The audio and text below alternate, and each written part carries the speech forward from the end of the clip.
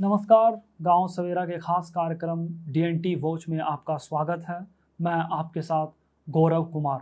DNT watch में आज हम आपको बताएंगे देश के एक ऐसे समुदाय के बारे में जिसकी आबादी 15 करोड़ से ज़्यादा है, जिसके 70% लोगों के पास अपने पहचान पत्र नहीं है, जिस समुदाय के 50% से ज़्यादा लोगों के पास रहने के लिए मकान नहीं है। एक ऐसा समुदाय जो मीडिया, सरकार और समाज की अनदेखी का शिकार रहा है। हम बात कर रहे हैं डीएनटी यानी D notified nomadic and semi nomadic tribes की। हिंदी में कहें तो विमुक्त घुमंतु और अर्ध घुमंतु जनजातियां।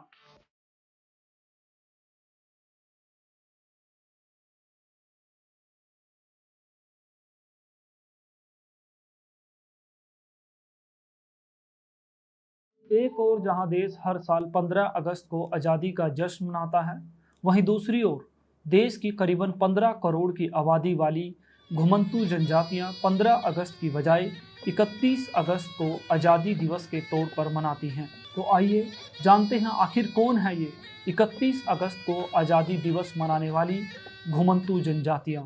आपके शहर या गांव के बाहर खाली पड़ी जगहों पर अस्थायी डेरे लगाकर रह रहे लोग, ट्रेनों बसों में वाद्य यंत्र बजाकर आपका मनोरंजन करने वाले लोग, नुक्कड़ चौराहों पर अपने करतब दिखाते लोग, गांव देहात में बड़ी संख्या में पशुओं को चराते लोग, आपके शहर के किसी पुल के नीचे लोहे के बर्तन बनाते लोग, ट्रैफिक सिग्नल लाल होने पर आपकी गाड़ी साफ करते लोग, चलते फिरते जूते पॉलिश करते लोग और किसी भी अपराध के शक में गिरफ्तार कर लिए जाते लोगों से बना है यह घुमंतु समुदाय। इनमें अधिकतर पशुपालक, शिकारी, करतब दिखाकर मनोरंजन करने वाले समुदाय शामिल हैं, जैसे गाड़िया लोहार, लोहे के औजार बनाकर बेचने का काम करते हैं, नट, जो नृत्य और करतब दिखाने का काम करने वाली जनजाति है, कालबेलिया, सांपों का खेल दिखाने वाली और जड़ी बूटियां तैयार करने वाली जनजाति। इसी तरह से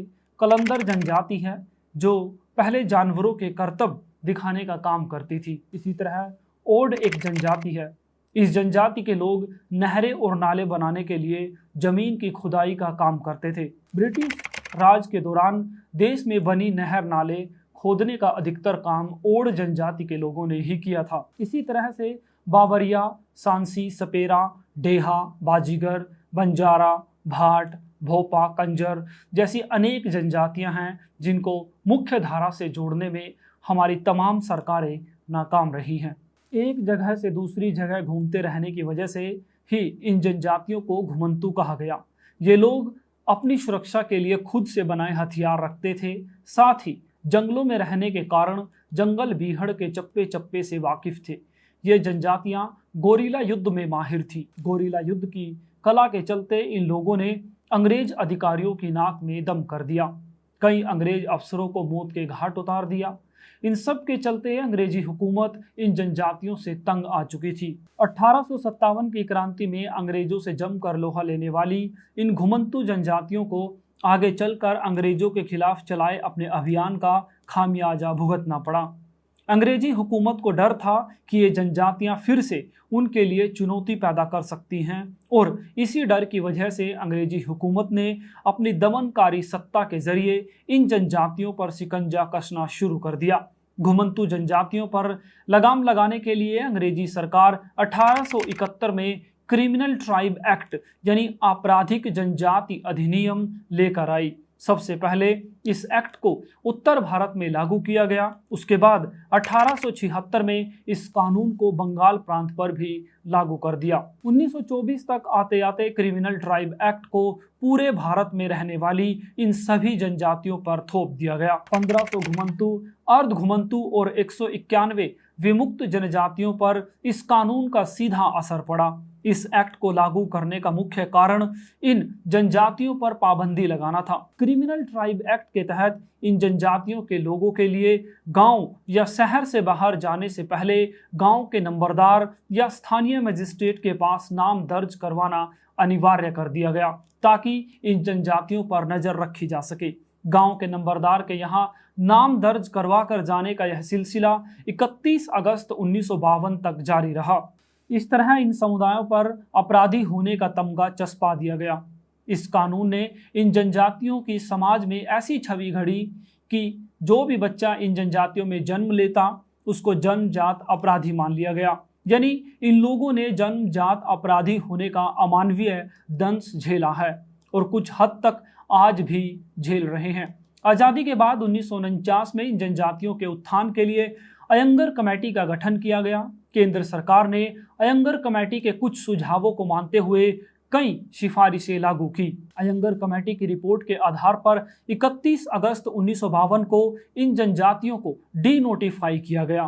तब से इन जनजातियों को DNT यानी डी नोटिफाइड ट्राइब्स के नाम से जाना जाता है।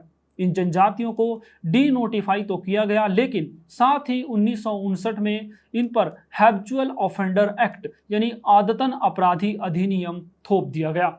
यानी आज भी इन जनजातियों के ऊपर लगा अपराधी होने का दंश पूर्ण रूप से नहीं हटा है। अब तक भी इन जनजातियों से जुड़े लोगों को शक की निगाह से देखा जाता है। कोई भी अपराध होने पर पुलिस का संदेह आसपास मौजूद इन DNT समुदाय के लोगों पर ही जाता है। पुलिस और समाज के साथ मीडिया भी विमुक्त घुमंतू जनजातियों को इसी दृष्टि से देखता है। आपराधिक मामलों में मीडिया इन जनजातियों को सीधा निशाना बनाता है। पहले करीबन 82 साल तक अंग्रेजी हुकूमत ने क्रिमिनल ट्राइब एक्ट लगाकर विमुक्त घुमंतू जनजातियों की कमर तोड़ी। इसके बाद ये जनजातियां आजाद भारत में 5 साल 16 दिनों तक गुलामी की बेड़ियों में जकड़ी रही। विमुक्त घुमंतू जनजातियों को 31 अगस्त 1952 को इस कानून से विमुक्त किया गया। तब से लेकर आज तक ये जनजातियां 31 अगस्त को विमुक्ति दिवस के तौर पर मनाती आ रही हैं।